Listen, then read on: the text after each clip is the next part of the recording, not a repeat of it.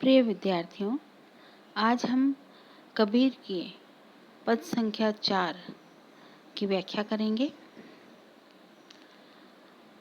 कबीर के इस पद में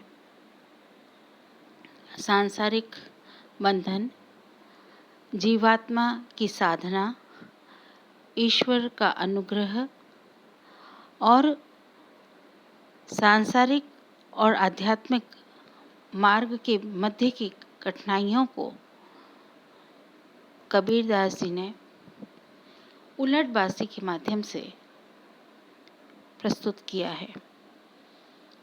पद है, इहि तत राम जपहु रे प्राणी, बूझो अकत कहानी।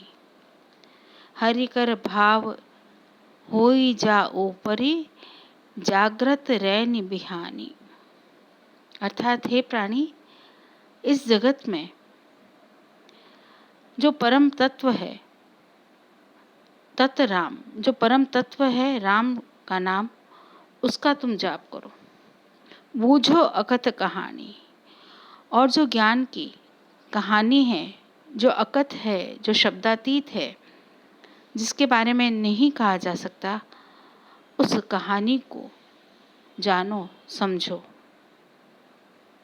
हरिकर भाव होई जा ऊपरी, जिस साधक के ऊपर हरि ईश्वर का कृपा होगी, ईश्वर का हाथ होगा, वही जागृत रैनि बिहानी, वह जागृत होकर अर्थात ज्ञान से जागृत होकर रात्रि को व्यतीत करेगा, अर्थात इस संसार रूपी यात्रा को वह व्यतीत करेगा।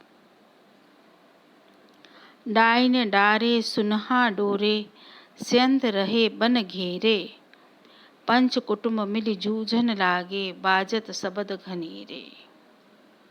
इस संसार में माया रूपी डाकिन ने मन रूपी कुत्ते पर सर्वत्र बंधन के डोरे डाल रखे हैं, और स्यंत अर्थात सिंह,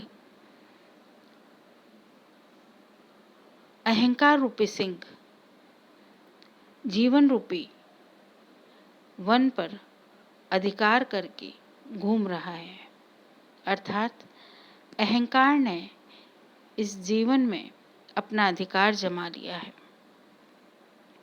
पंच कुटुंब मिल जूझन लागे, बाजत सबद घनेरे, रोहे मृग सुसा बन घेरे, पारधी बाण न मेले।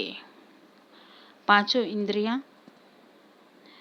विषय वासना के लिए झगड़ रही हैं। भोग के शब्द घने हो रहे हैं, अर्थात दिन रात विषय वासनाओं घिरे हुए हैं। तृष्णा रूपी मृग इस शरीर में विचरण कर रहे हैं, और वासना रूपी खरगोश इस शरीर को घेरे हुए हैं। साधक के भीतर तृष्णा उसको इधर उधर डोला रही है, और चंचल खरगोश रूपी वासना इस शरीर से दूर नहीं होती, वह उसको घेरे हुए है। पारधी बाण न मेले, लेकिन इस पर भी साधक जीवात्मा रूपी शिकारी इन पर बाण नहीं चलाता। जो साधक है, जो शिकारी है, वो इन खरगोश और मृग के ऊपर, तृष्णाओं के ऊपर अपने बाण नहीं चलाता है। सायर जले सकल बन दाझे, मंच अहेरा खेले, सोई पंडित सो तत ज्ञाता, जो इही पद ही विचारे। इस भवसागर में विषय वासनाओं की आग लगी है। सायर संसार में, संसार रूपी सागर में जले यानी जल रहा है, सकल वन यानी सारा वन। इस भवसागर में विषय वासनाओं की आग लगी है, और उसमें जीवन भस्म हो रहा है, जल रहा है। मंच अहेरा खेले, लेकिन ऐसी अवस्था में भी साधक आनंद कर रहा है, वह अपने काम क्रोध आदि का शिकार का आनंद ले रहा है। सोई पंडित, कबीर कहते हैं, वही पंडित है जो इस परम तत्व को जानता है, जो यही पद ही विचारे और इस पद के ऊपर विचार करता है। कहे कबीर सोई गुरु मेरा, आप तिरे मोहि तारे। कबीरदास जी कहते हैं, जो इस पद को जानता है, इसका ज्ञाता है, वही मेरा गुरु है, जो मुझे भी तारता है और स्वयं भी इस भवसागर से पार होता है। इस प्रकार निर्गुण के इस पद में कबीरदास जी ने अनुप्रास और सांग रूपक अलंकार की योजना की है। आध्यात्मिक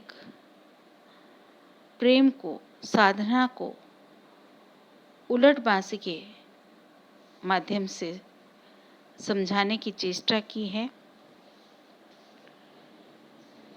प्रतीक मूलक उलटबासी है।